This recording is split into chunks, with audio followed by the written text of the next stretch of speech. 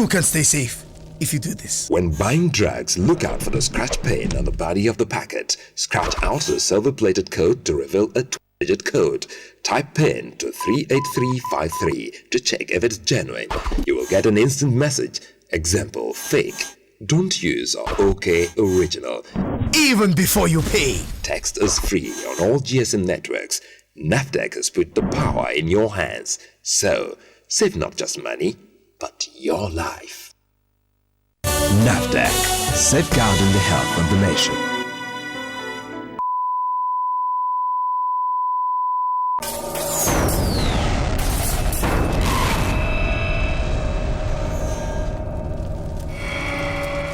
You too can stay safe if you do this. When buying drugs, look out for the scratch pin on the body of the packet. Scratch out the silver-plated code to reveal a 12-digit code. Type PIN to 38353 to check if it's genuine. You will get an instant message. Example, fake. Don't use or OK original.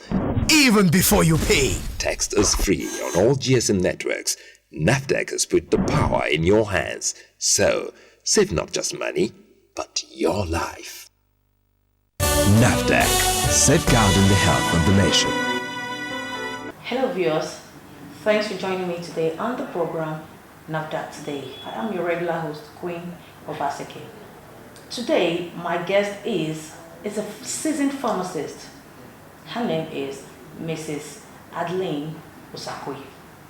She is the Director of Pharmacovigilance, Nafdac. Can we meet you, and please let's have you educate the public on the concept of pharmacovigilance. Thank you. My name is pharmacist Mrs. Adeline Osakwe. I'm the Director of Pharmacovigilance and Post-Marketing Surveillance, Directorate of Nafdac. Concept of pharmacovigilance. Pharmacovigilance is actually the science and activities relating to detection, assessment, understanding, and prevention of adverse drug reactions and any other medicine-related problem. And what are those medicine-related problems? We're looking at drug misuse and abuse. We're looking at medication errors. We're looking at fake and counterfeit medicines. So the concept of actively watching, monitoring, shining your eyes, as they say, to detect all these problems and then to be able to report them so that appropriate action will be taken to minimize the damage that could come as a result of these problems or to prevent it completely. That, in a nutshell, is what pharmacovigilance is all about. Okay, how do you carry out your set goals and objectives? The objective of pharmacovigilance is to ensure that people do not come to harm as a result of using medicines, which are a necessity.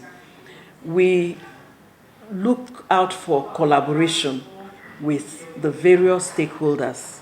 You have the consumers, those people that take the medicines. You have the healthcare providers, who are those people that look at somebody, determine that they need a particular medicine, and then go ahead to recommend those medicines, and some people give out the medicines. We have the marketing authorization holders, who are the manufacturers or the owners of the product, so to speak. We ensure that each group of stakeholders, they understand their roles and responsibilities, and that they try as much as possible to live up to expectation, in the sense that you cannot have pharmacovigilance if you don't have people report that something harmful has come up. And then you have the National Center, the Pharmacovigilance Center, you have zonal pharmacovigilance centers, you have institutional pharmacovigilance centers within hospitals. So all these groups of people have to communicate with one another, and that is how we're able to document what has happened, determine why did it happen to A and not to B, and what are the predisposing risk factors that contribute to it, and then to be able to try as much as possible to prevent it from happening or to minimize the effects, the adverse effects. How is your relationship with other directorates of Nafdac in a bid to achieve collective growth and efficiency? You see, my Directorate of Pharmacovigilance and Post-Marketing Surveillance is actually the eye of the agency, in the sense that all other activities that the agency undertakes is to put products in the market and to ensure that these products are of good quality and that they're up to the standard that they should be. It's now our responsibility in pharmacovigilance and post-marketing surveillance to continuously monitor how these products are affecting people positively or negatively, in the sense that when you have a registered product that has undergone all the processes of documentation, of laboratory analysis, of all kind, even inspection of the facilities that the particular product is being produced from, you assume that that product is now up to the standard that it should be for that registration. But what happens 6 months, 1 year, 2 years after that registration process? You discover that there should be a standing organ that will continuously, on a day-to-day basis, monitor how that particular product is faring in the marketplace. So we are the directorate that embarks on safety monitoring of the products that have already undergone the Nafdac's regulatory processes, and then the post-marketing surveillance, the quality, ensuring that the quality of the product is still the same standard that it was as at the time of registration, or if there's infiltration of the market, with the substandard or fake and counterfeit products. So we try to make sure that the work that the agency is doing is sustained in such a way that the public will benefit from all that they're doing without compromising in the area of quality and safety of the products. Okay, now you just mentioned something about trying to monitor and see after like 1 year or 2 years of the registration, you try to see if the quality still remains the same or the standard of the drugs. How? I am referring to, you start monitoring from the first day that the product is in the market. And time to time, you still go and monitor and check. If we monitor continuously.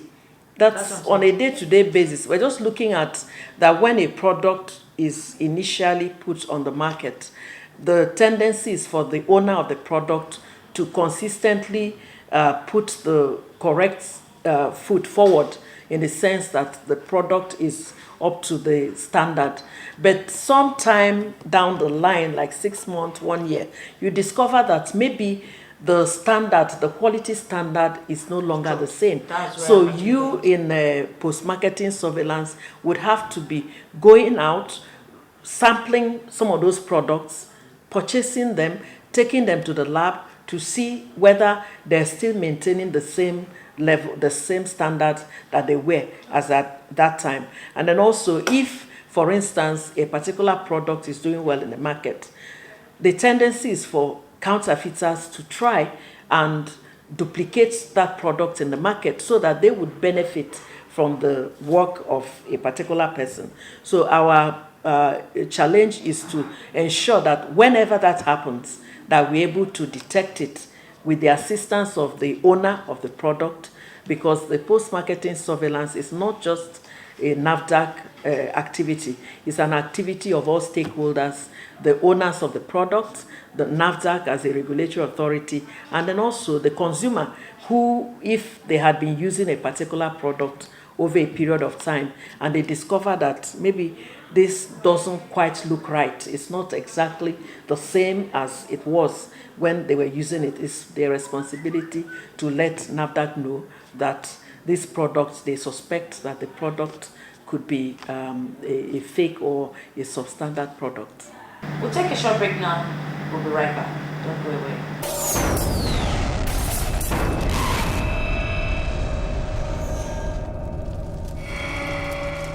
You too can stay safe if you do this. When buying drugs, look out for the scratch pin on the body of the packet. Scratch out the silver-plated code to reveal a 12-digit code. Type PIN to 38353 to check if it's genuine. You will get an instant message. Example, fake. Don't use or OK original. Even before you pay. Text is free on all GSM networks. Nafdac has put the power in your hands. So, save not just money, but your life. Nafdac, safeguarding the health of the nation.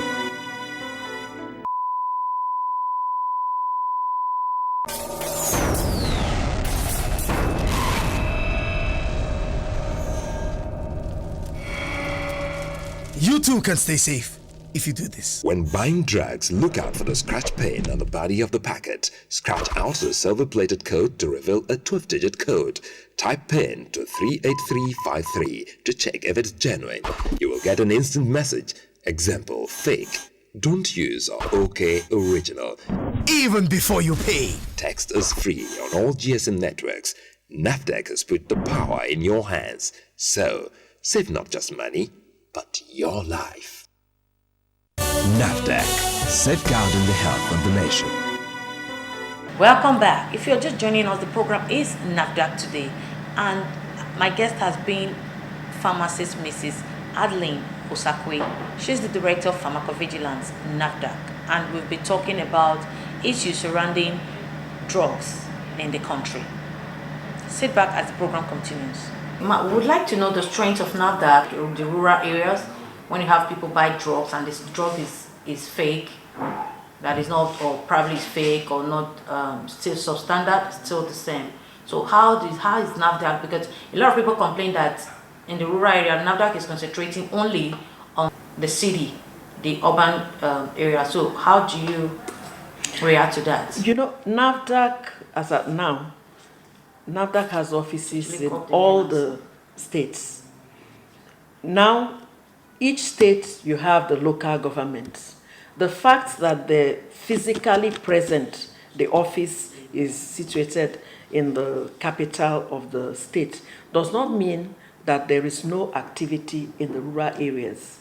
We have facilities in the rural areas, you have markets, you have shops, and usually they schedule their inspections, their activities in those areas to cover the whole area in the particular state. And if there is any report, you know, I keep talking about the collaboration between Nafdac and the consumer stakeholders. If there is any report from anyone that, which we do get from time to time, through the phone, GSM phones, people will text to say that, please, in so place, there is a circulation of poor quality products, or there is circulation of fake products. Definitely, within a space of 1, 2, 3 days, Nafdac people will go there in full force to find out the authenticity of this report and then take the necessary actions with regard to that. We also have what we call grassroots sensitization program, whereby from time to time we'll go to a particular state, a particular local government area, and get the relevant government people there, the relevant traditional rulers, opinion leaders, and so on. Sometimes you have as many as 3,000 people that will come together. We educate them on the basic Nafdac requirements on various issues that covers all the activities of Nafdac, at times in the vernacular, in the language of the people in that area. This is to make sure that the people at the grassroots, that there's a buy-in into Nafdac's regulatory activity. So we try as much as possible to make sure that we reach, you know, the rural areas, all the nooks and crannies of the country. At the same time, we rely heavily on people giving information, because it's based on this information that will target the particular area that the issue is being perceived. At the same time, we have introduced several measures to track these counterfeits. For instance, we have the mobile authentication service. This mobile authentication service is a system that has placed the power to authenticate products in the hands of the consumers, in the sense that once you have a mobile GSM phone and you get a product that has a code on it, you now scratch that pin and then send the code to a short code that is there, and they will give you information as to the authenticity of the product. If by any chance that product is not genuine and you text, the information will come to Nafdac that in a particular area that this product that was not genuine was found. It's now, if we find 1, 2, 3, that will give us a signal that there's an issue here, that there's a circulation of this substandard or fake product in that particular area. And obviously that will mean that will turn the searchlight in that particular area. At the same time, we have a system that the consumers can actually text to Nafdac to complain about a particular issue. For instance, if they use a medicine and they have adverse reactions like eruptions on the skin